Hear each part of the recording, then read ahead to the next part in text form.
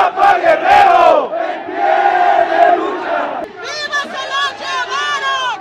¡Vivos los queremos! ¡Vivos se los llevaron! ¡Vivos los queremos! 43 estudiantes normalistas están desaparecidos desde la noche del viernes 26 de septiembre. Tras ser agredidos y perseguidos por policías que además asesinaron a 6 jóvenes. ¿Por qué los asesinan? Mientras otros 25 resultaron lesionados. Varios uniformados dispararon en contra de un grupo de estudiantes y profesores en el centro de la localidad de Iguala. Este hecho está conmoviendo y está moviendo a la sociedad nacional y a la sociedad internacional. Y creo que Ayotzinapa es un parteaguas. Ya hoy no somos los mismos de antes. Despiertas y no entiendes lo que está sucediendo en realidad.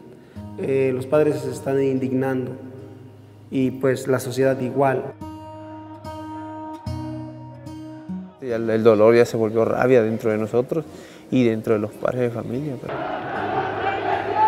Entonces no queremos llegar al grado de que nosotros mismos hagamos justicia, ¿no? ¡Asesinos! ¡Asesinos! La pregunta del $1.000.000 actualmente, el por qué, o sea, el por qué nosotros.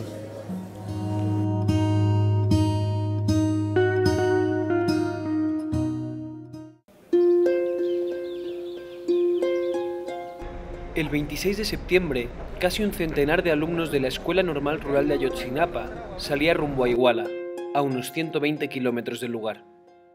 Teníamos acordado ir a tomar autobuses. Recorrieron pocos kilómetros hasta que la policía municipal empezó a seguirles y dispararles, terminando por cerrarles el paso. Cuando algunos estudiantes descendieron, sufrieron el primer ataque directo. Y de repente, pues a la altura del Zócalo, que empiezan los disparos. Patrullas y muchos policías municipales. Nos tiramos así al suelo y pues nos arrastramos hasta llegar al autobús, detrás del autobús. En la escuela recibieron la noticia del ataque y varios estudiantes se trasladaron rápidamente hacia la ciudad. Como a las 2 horas de que se fueron, pues me hablaron por teléfono, me dijo: oye, nos están disparando los policías. Empezaron a disparar las llantas y ya empezaron a dispararle a los compañeros. Pues. En la cabeza, en la mano y cuestiones así ya empiezan a asesinar. Era de noche y estaban cubiertos, encapuchados. Pues. Pero pues sí se distinguían por su uniforme que decían policías municipales. 3 autobuses balaceados, sangre en el piso y en todas partes. 43 estudiantes fueron retenidos por la policía municipal y los subieron en sus camionetas. Vemos que se lo bajan a todos los compas y se los llevan pues en la patrulla. Sí se alcanza a ver que se lo llevaron pues los policías. Algunos estudiantes que se salvaron del ataque, ayudados de compañeros recién llegados, explican a la prensa lo sucedido cuando se produce un nuevo ataque. Se podía sentir pues el aire de un disparo cuando pasa muy cerca de ti. Se podía percibir, se podía hasta escuchar. Pues gritamos todos, ya lo mataron. Y pues ellos seguían disparando. Luego vimos que un compañero cayó, y que otro compañero cayó también. Notó así la sangre en el autobús, del impacto pues de la bala. Necesitamos una ambulancia para un compañero. ¡Está apuntando! ¡No tenemos armas! ¡Está apuntando a un compañero! Corrí como 2 cuadras y se escuchaba el tiroteo todavía. A pocos metros del lugar del ataque se encuentra el colegio militar, pero ningún soldado se acercó a ver qué sucedía. Un grupo de estudiantes salió huyendo y llegó con heridos hasta el Hospital Cristina. El ejército sí que llegó hasta allí. Y los soldados, los otros, se metieron cortando cartucho. Dice: usted cállese, ustedes se lo buscaron. Querían ponerse con hombrecitos, amárrense los pantalones. Nombres, y dennos sus nombres reales, sus nombres verdaderos, cabrones. Porque si dan un nombre falso nunca los van a encontrar. Acuérdense que en la guerra sucia, si alguien era experto en desaparecer personas, era precisamente el ejército.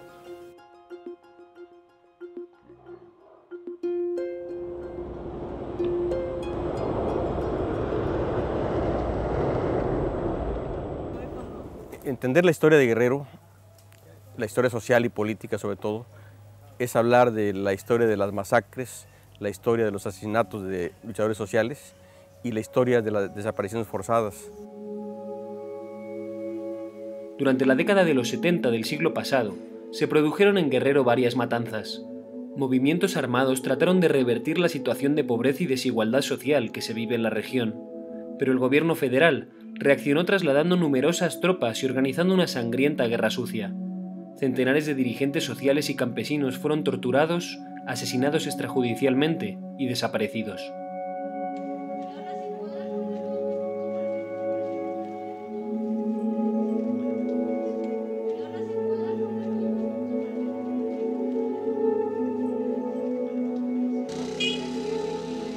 En la comunidad de San Juan de las Flores, al inicio de la Sierra Guerrerense, se respira la tristeza.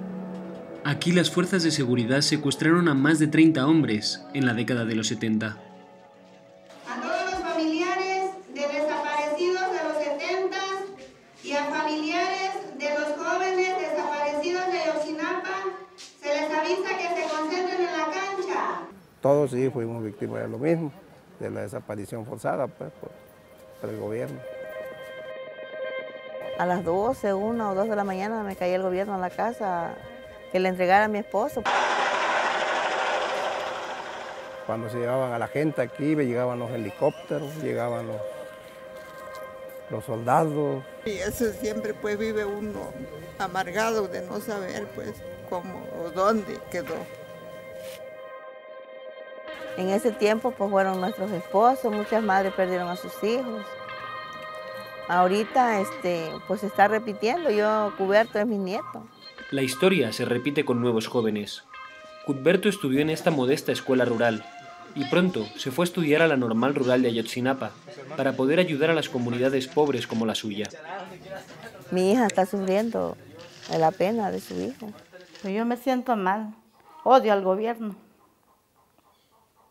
porque él es el culpable de todo. Cudberto es uno de los 43 estudiantes atacados y secuestrados por la Policía Municipal de Iguala el pasado 26 de septiembre. Pues yo tengo la esperanza de que regrese con vida. Y eso le digo al gobierno, que vivos se los llevaron y así lo requiero, que regrese él. ¿Qué es lo que tienen contra los campesinos, contra los pobres? ¿Qué es lo que quiere el gobierno? El dolor se duplica para María Araceli. Creció sin su padre, desaparecido en 1974, y ahora, 40 años después, el Estado se llevó a su hijo. Los de antes, ¿verdad? De la década de los 70, los posteriores y los actuales de Ayotzinapa, pues. O sea, en una misma familia vemos abuelos desaparecidos e hijos desaparecidos, que es lo más triste. La represión continúa en Guerrero, pero esta vez la sociedad civil mexicana ha respondido al caso de Ayotzinapa y no se saben las consecuencias. Si guerras quieren, pues guerra le vamos a dar. Porque yo siento que sí, yo no me hago para atrás. Es mi hijo, me duele. Si los muchachos no aparecen, quién sabe a dónde lleguen. ¿Cómo vamos a seguir?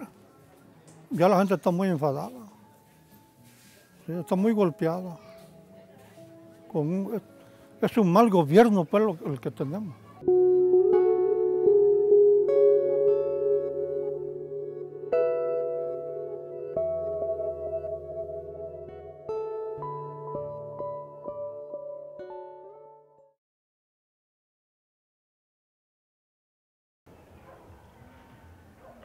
En esta comunidad de Atliaca vemos que hay muchas carencias. Es una comunidad rural. Vive prácticamente de las labores del campo, de la agricultura. Es una economía raquítica. Viven en condiciones deplorables. La gente es muy pobre, a veces tiene muchas necesidades. Muchos no tienen baños. Las casas son de cartón, no tienen piso. Oh, es muy buen maestro. Gracias a él, mi hija y mi hija lo sacó adelante. Los maestros rurales suelen identificarse con las realidades sufridas en las comunidades más aisladas de México. Son estos lugares los que normalmente se les asigna para dar clase a los niños más humildes del país. Que la realidad que yo viví de niño, pues se refleja todavía en las comunidades, en los niños que llegan a diario en nuestras escuelas. Y principalmente pues a las comunidades rurales a donde nos mandan, pues siempre son las más apartadas. Si no hubiera los maestros, los niños no iban a poder estudiar. Para que sean alguien en la vida, eso les va a servir. Cuando sean grandes no van a andar trabajando así de peones. Ajá. Si la Escuela Normal Rural de Ayotzinapa no hubiera existido, o yo no hubiera tenido conocimiento de ella, prácticamente pues yo no hubiera estudiado, no fuera licenciado en educación primaria. La labor de los egresados en las normales rurales es vital para estados como Guerrero, que sufre uno de los índices de analfabetismo más altos de todo el país. De ahí la importancia de un lugar como Ayotzinapa. Una normal rural es un centro educativo para formar maestros que vayan hacia las comunidades rurales. Así surgieron con ese propósito. Estudiamos alumnos de bajos recursos económicos y de todas las regiones del estado. Son internados en donde los alumnos estudian y trabajan y tienen que capacitarse. Un requisito para ingresar a esta normal es ser hijos de campesinos, hijos de gente humilde. Las normales rurales son el principal logro, la parte más innovadora del sistema educativo que surgió al calor de la revolución. Es por lo que la gente luchó en la Revolución Mexicana, ¿no? Una educación pública, gratuita. Llegaron a existir cerca de 40 normales rurales a lo largo del país, pero la más emblemática por su historia en las luchas sociales es la Raúl Isidoro Burgos, en Ayotzinapa.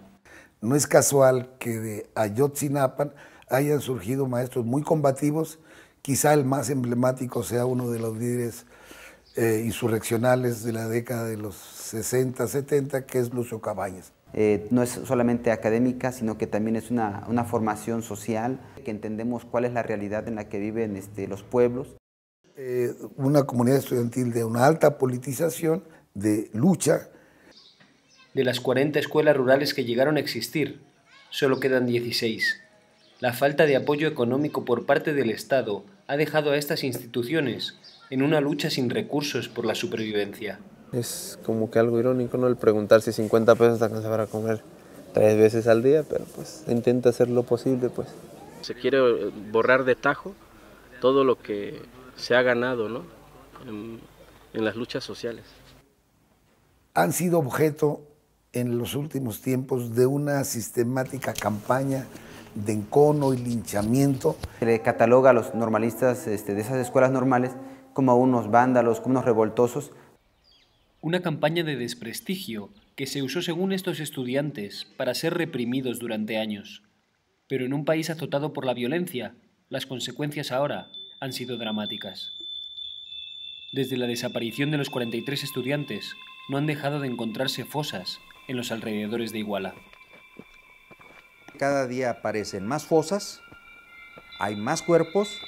Fosas ha habido y habrá, pues, si nos ponemos a excavar cuerpos vamos a encontrar. Pues esta violencia sistemática es un cáncer a nivel nacional y bueno, detrás de este cáncer está la corrupción. Las investigaciones no tardaron en demostrar que la policía atacó y secuestró a los estudiantes por orden del alcalde de la zona, José Luis Abarca. Tanto él como su mujer pertenecen al cártel de Guerreros Unidos. Días después de la masacre, se fugaron, junto con el jefe de la policía. En un primer momento, los grupos de delincuencia organizada trataban de apoyar a candidatos y luego pasaron a poner o imponer a sus propios candidatos. Compró la alcaldía, cobijado en el paraguas, además de un partido supuestamente de izquierda, y ayudó a la campaña del gobernador. Mirando en todo por el bien y la prosperidad de la Unión. Con la llamada guerra contra las drogas ordenada por el expresidente Felipe Calderón, se desataron salvajes enfrentamientos entre distintos cárteles y un sangriento choque con las fuerzas de seguridad. El 63% de los municipios mexicanos en el 2008 tenían una infiltración de la delincuencia organizada abierta, notoria, a la luz del día. ¿Y por qué llegamos a ese punto? Porque somos el país de la corrupción, de la impunidad. En ese momento, casi todo Guerrero estaba controlado por los Beltrán Leiva. En 2009, con la muerte de Arturo Beltrán Leiva, el jefe de jefes, se producirá una fragmentación de la que saldrán hasta 17 pequeñas células criminales. No es una zona cualquiera, es una ruta de la droga, de todo tipo de droga, de marihuana, de heroína, de opiáceos, de drogas sintéticas, y también pasa la cocaína que viene del sur del continente. Pero particularmente ahí se está fabricando una heroína blanca de la mejor calidad del mundo. Guerrero y la masacre de estudiantes en Iguala son la demostración del control que ejercen los grupos de delincuencia en todas las esferas de la política y la seguridad mexicana. ¿Qué es un crimen de Estado? Lo ha admitido el Procurador General de la República, que es un crimen de Estado, donde la policía de ese municipio entregó a jóvenes en manos de la delincuencia organizada. O sea, Iguala representa todo eso que se veía, que en algunos casos se sabía, ¿sí?, pero no trascendía en el escándalo. Sí hay zonas en donde está operando ese narcoestado. Ya no hay línea divisoria entre el poder político y el poder criminal. Todos los políticos están coludidos pues con otras personas. O sea, creerles, pues ya no. El gobierno municipal, pues, la verdad no hizo nada más que asesinar y detener a mis compañeros. El gobierno estatal en su momento se vio gran decadencia. El gobierno federal ahora está inmiscuyéndose en toda su totalidad, pero nosotros hacemos el reclamo de por qué hasta ahora. Ejército y Policía Federal llegaron a la zona una semana después de los acontecimientos. Durante años se especuló en México sobre la relación entre el narcotráfico y la política, pero la masacre de Ayotzinapa sirvió para escuchar por primera vez a los políticos del país reconocer un pacto de no agresión entre ellos y el narco. Es duro que lo tenga que reconocer, pero lo reconozco. ¿Reconoces que hay un pacto de impunidad hoy vigente en México? Quizá no es un pacto explícito, en donde todo el mundo se mueve con el total cuidado de no afectarse en su perspectiva política y electoral.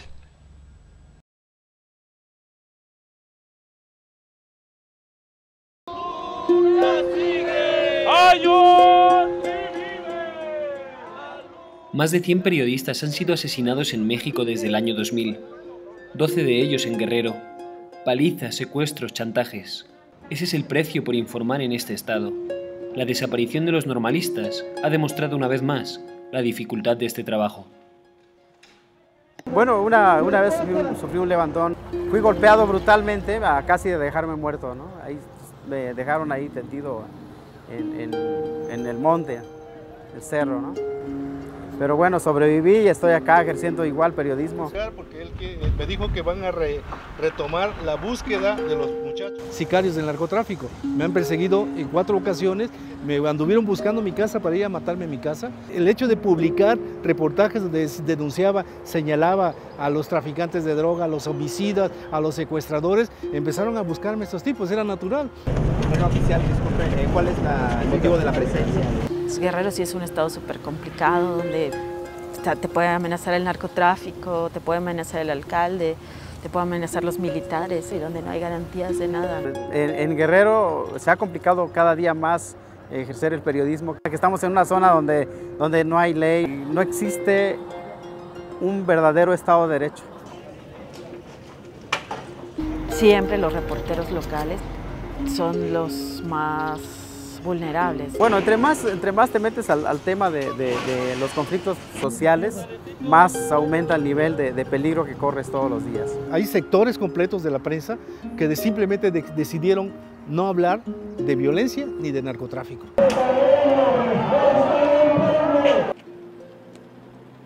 Estudiantes y padres de familia en Ayotzinapa se quejan de la cobertura que los grandes consorcios de la comunicación mexicana han realizado desde el momento del ataque. La cosa es que los medios nos respondían que no podían ir, que tenían prohibido. Sus jefes o quienes sean de redacción no les daban permiso en ese momento. Después finalmente algunos nos contestaron y nos dijeron que querían en ese momento. Le estaba dando el baje de información a los medios de comunicación cuando se empezó a escuchar el estruendo enorme, incluso un reportero de la televisora de Televisa se echa a correr y me lo topo en la esquina y le digo, ¿por qué? Digo, no corra, digo, graba eso. Y me dice, no, cabrón, aquí me van a matar. El caso de Ayotzinapa también ha puesto en entredicho la labor de algunas cadenas internacionales, pero la respuesta de muchos activistas ha sido esta vez contundente. No, da totalmente la impresión de que usted es como el abogado del gobierno. Y una cosa es que usted quiera sacar información y otra cosa es que lo esté defendiendo. Me da mucha rabia que realmente no están haciendo un periodismo que debe de mover una conciencia social. Eso es lo que me da rabia. La corrupción está en todos los niveles y la prensa no ha estado exenta de esta corrupción, ¿no? Todos los días vivimos con miedo, salimos con miedo. Imagínate eso, nos pasa a nosotros que cubrimos, hacemos coberturas noticiosas, ¿no? Pero ¿qué le pasará a la gente que es común y corriente? Sufre más, porque vive con el miedo permanente, ¿no? Que nos ponemos en el calzado, en las botas o en los baraches de estos campesinos, de esas padres y madres de familia, sabemos lo que es este dolor tan grande. No podemos nosotros dejarlo pasar. Soy periodista que sirve a la sociedad, sobre todo, no le sirve al gobierno, le sirve a la sociedad. Mi razón fundamental de existir, yo tengo que informar a la sociedad porque queremos otro tipo de sociedad en México. Si nosotros dejamos de decirlo, si ese sector de la prensa comprometido lo deja de decir, entonces, ¿qué va a pasar? ¿Qué va a pasar con nosotros como país?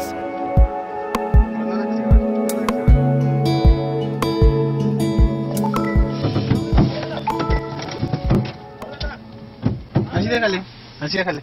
Nada más deja de grabar. Pero es así como reciben muchas veces a los periodistas en este país. Estamos en Cocula, y estos hombres no son sicarios, sino agentes de la Procuraduría. Esta agresiva forma de actuar se realizaría cerca del basurero de la ciudad.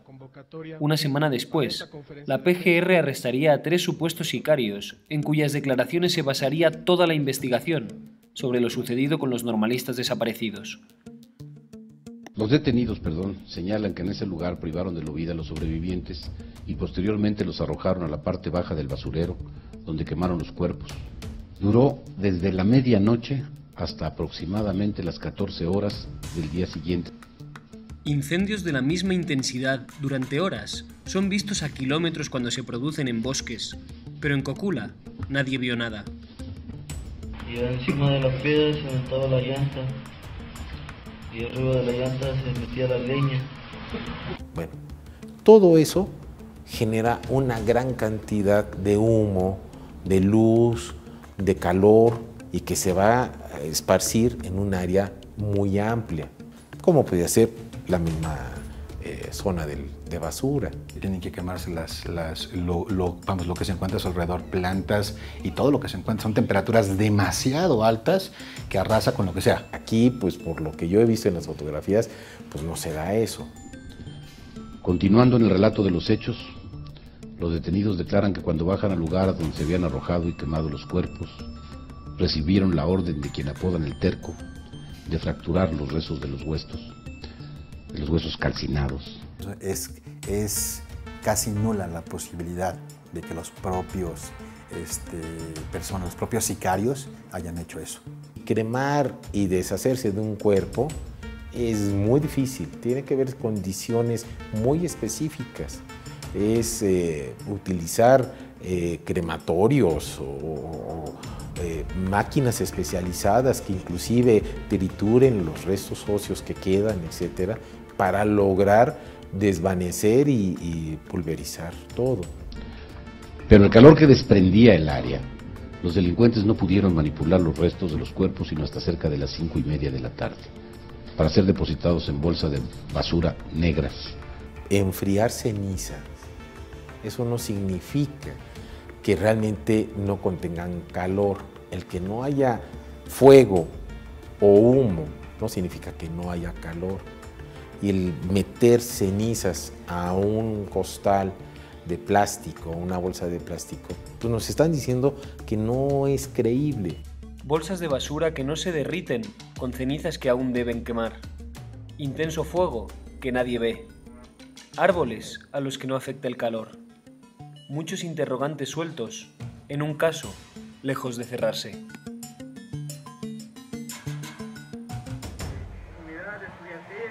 ¡Vivos se los llevaron! ¡Vivos los queremos! Ningún país sale de esta cloaca de corrupción política generalizada sin que la sociedad civil se movilice. ¡Que haya justicia para Peña Nieto, para todos esos malos corruptos, para esos partidos políticos, priistas, panistas, perredistas, verde ecologista! ¡No queremos más partidos! ¡Queremos justicia! Irte contra el que dio la orden o contra el policía que ejecutó la orden es una condición necesaria, pero no suficiente para poder desmantelar estas redes. Tenés que irte contra lo que ellos estaban protegiendo. Y ellos estaban protegiendo dinero, patrimonios, negocios. Es todo negocios. El gobierno mexicano es todo negocios. Son una bola de corruptos todos los federales, municipales, estatales. No importa cuántos nos maten, no importa cuántos nos desaparezcan, vamos a seguir siendo lo que somos. Nosotros tenemos identidad. Que en México y particularmente en Guerrero se violan totalmente los derechos humanos. Esto va a ser como un huracán, se va a llevar por delante a la sociedad y al Estado mexicano.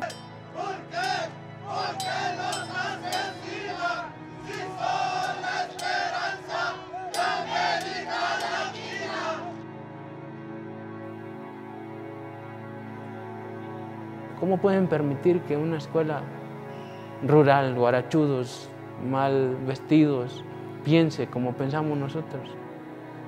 Y hacen todo lo posible por callarnos. Pero el problema es que no nos han callado y al contrario, más nos han hecho hablar.